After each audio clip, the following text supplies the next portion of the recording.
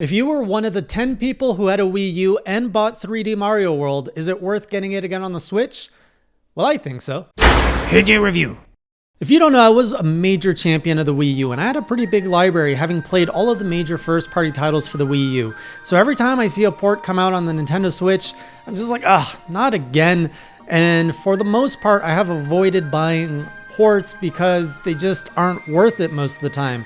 So when Mario 3D World was announced with Bowser's Fury, I was like, is this going to be like another little tie-in? And then we finally got the reveal of Bowser's Fury, and I was like, oh, an open world level, that looks cool, but how long is it? You know, how easy is it? And I have to say, I've 100%ed the game now. I've 100%ed Bowser's Fury, sorry, and it is absolutely worth it. Now, how I value things and how you value things will certainly be different, but I am happy I paid full price for Bowser's Fury and Mario 3D World, and we're going to get into that. When it comes to Bowser's Fury alone, I would easily price that as a $30 to $40 experience myself, meaning the other Mario 3D World aspect is like a $20, $30 bundle in at this point. So if you want to know why I value that, let's keep going. Bowser's Fury took me about 5 to 6 hours to complete 100%, get all the shines. Now, if you're not familiar, it pretty much is a standalone game where you're thrown into a world that is basically a giant lake, and for some reason, there's this gigantic Bowser who's all like black and looking all badass, who rises from the water, messes everything up, shoots fireballs at you, makes everything stressful, and then goes away back under the water, Godzilla style. And then you just kind of keep going and playing the levels.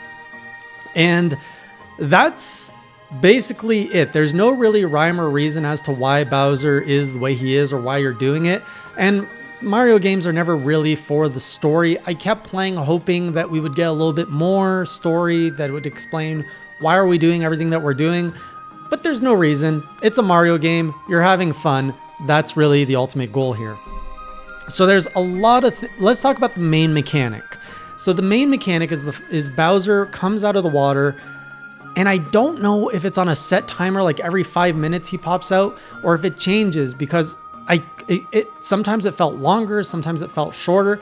But the fact is, in the middle of the screen, so you have like this massive lake, and in the middle of the screen, that's where Bowser is, and you can see his turtle shell slowly like spinning, coming out of the water. So you can kind of always look at the middle of the map to get a sense of how much time you have before everything goes crazy. And when things go crazy, whatever you're doing in the world, you can keep doing, but it just becomes that much harder because now you have fireballs raining from the sky. You have Bowser jumping around, just blasting a massive fire beam at you. So if you're like focusing on platforming and that's going around, it can be really frustrating.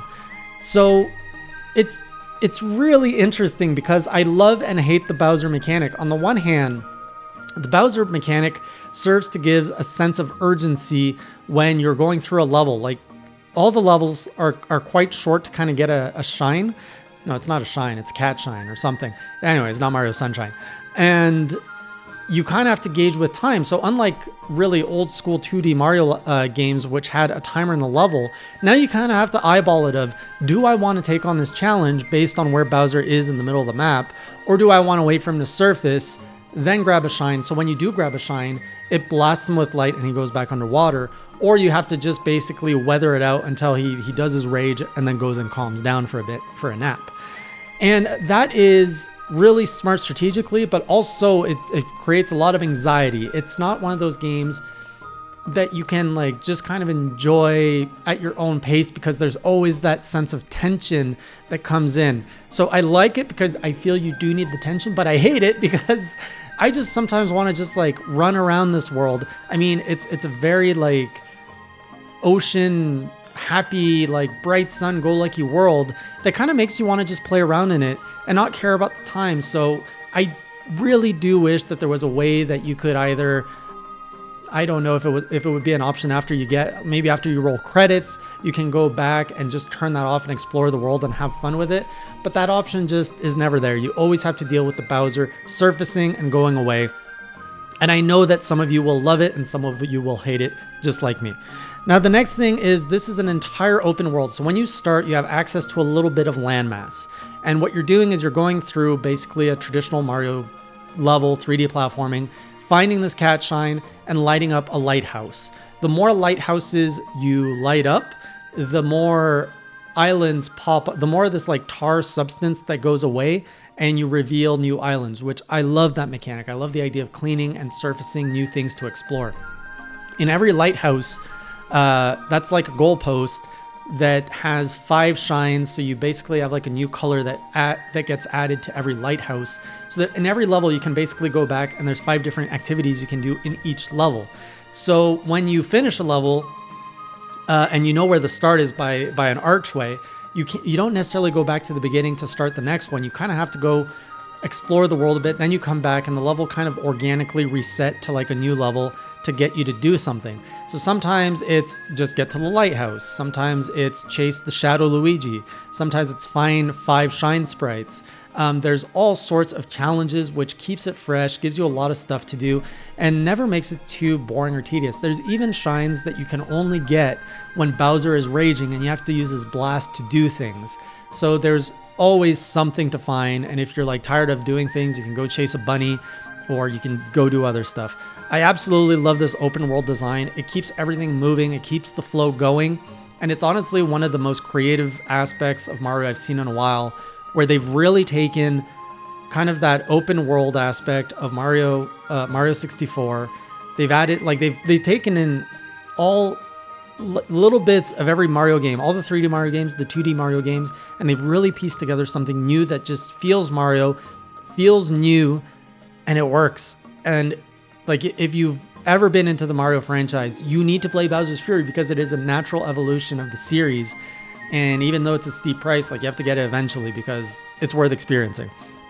Next, we have Plessy. So it is a big lake, and your main mode of transportation is going to be Plessy, also known as the Sea Yoshi in my vocabulary. So whenever you're done with an island, there's basically like groups of islands, and when you want to go to new groups of islands, you're going to be on Plessy. You're going to spend a lot of time on Plessy, and it's really fun to ride it. I'm not sure of gender.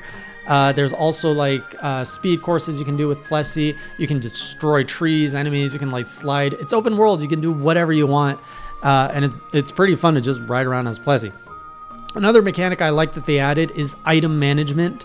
So you basically have 5 power-ups that you can use in Bowser's Fury, and you can collect up to 5 of each, which goes into your inventory at the bottom. So whenever you need a specific power-up, you can just be like, all right, I need the cat suit right now, assuming you've collected enough. Or, oh, here, I need the Tanuki suit. And having the ability to do that on the fly makes the game that much smoother, that much more fun, because now you can just kind of like hoard all your power-ups if you're having a good run. And then when you're doing a challenge, you're like, oh, this is really not working with like this power-up. Let me switch over to this. Now I can go and keep doing it. So it's not like, let's say, Mario 3D World, where you go through a course and then you got hit by an enemy and then you realize, oh, I needed the cat costume to go up there. I have to exit the level, or I have to finish the level and restart it just to have another chance. That frustration, it's no longer there. So that's a good move. Another aspect is the fact that this all uses 3D World Control, which is great. When it comes to my platformers, I've been talking about this recently. One thing I love about 2D platforming is the fact that you have speed. I really love 2D platformers that has a lot of speed, like Super Meat Boy. And when it comes to 3D platforming, it tends to be a little bit slower, just due to the fact that I guess there's the whole other dimension to deal with makes things a little bit harder. Now, 3D Mario World is a fast 3D platformer. The speed of the controls are a lot tighter and faster on that. And so being able to have that mechanic put into the open world setting makes it just that much better for me. So it does take some time to get used to if you say are used to Mario Odyssey, because it's faster than that and the camera is a little bit different. So Mario is a lot more rapid than in Mario Odyssey, but that's my style of Mario speed that I like. For the most part, I did play this in 2-player mode with my son playing as Bowser Jr. I would never like playing as Bowser Jr. because you basically have to follow Mario, you have to tag along, and Bowser Jr. can basically whip enemies, grab shines for you, which was super useful to help me 100% complete, to have someone else like just run around and grab the shines as we'd see them. But for me to play Bowser Jr., that just seems boring. You're tethered to player 1, you can like bop up and down, and you can just hit enemies around and collect random things. But for my son, he absolutely loved that, and he was laughing so much, just kind of goofing off and doing whatever he wants. And for me, who's more like of an objective based gamer, I'm like, no, we gotta get the start. Like having him goof off and do whatever, which didn't affect me. I'm like, all right, yeah, have fun, do whatever you want. He's just like going up and down and doing whatever, and sometimes being helpful. So it worked out. Finally, once you collect enough shines, you unlock these massive bells, which turns you like into this giga cat Mario, and then you have kind of this epic showdown with Bowser, which those are kind of the boss fights. And it just feels really epic. Like the controls are super slow because it makes you feel like you're actually like, it feels like you're in a Godzilla movie, basically fighting Bowser. And the mechanic changes the further you progress through the story. Now, all of that's good, all that's great. For some reason, back to like Bowser surfacing and having that tense moment, when you get close to rolling credits, which I won't say what the number of shines is, he goes into rage mode way more often, which makes that ending feel even more tense and more pressured. And I just have to say, I was not expecting that kind of challenge from the final boss, and I loved it. Like I was on the edge. It did not feel like a cakewalk. And it was just really fun. And in the end, I was like, wow, they put a lot of like thought into this boss fight. And just overall, this entire game, there is a lot of meat on this. I don't want to say how many shines there are because I feel that's a spoiler. When I was playing it and I discovered, I was like, wow, that's a lot to do. I will say, unlike all the other 3D Mario games, so usually when you play the more modern 3D Mario games, there's you roll credits and then you unlock stuff for like the super player, which is like really hard levels to compete. Here in Bowser's Fury, there isn't that. All the shines are pretty much accessible at all times. You don't really unlock super hard levels, so this makes this game way more accessible for everyone to 100%, more than any other 3D Mario World. And like I said, the whole thing took me 5 to 6 hours, which is a nice length of time for a game. I mean, I paid full price for Luigi's Mansion 3, and that was 10 hours, so for 4 hours more. But I felt way more satisfaction from this than from Luigi's Mansion, so what's in a game? So if you do have a chance to try it out, I really recommend it, whether you go play it out of friends or, you know, if it goes on sale, whenever that happens. Give it a try. If you have not played 3D Mario World, this is a perfect time to get into it and get both. If you have played it and you're like me, honestly, 3D Mario World, I forgot so much about it. I actually appreciate it way more playing it now than I did on the Wii U. Now that we've gotten Mario Odyssey and now that we've gone on like 3D All-Stars, Mario 3D World just aged really well, and it's a really good experience. I'm not going to go through a full review, but overall, I'm really happy I got this, and I highly recommend it to everyone. I'll see you on the next review, and until then, keep it classy.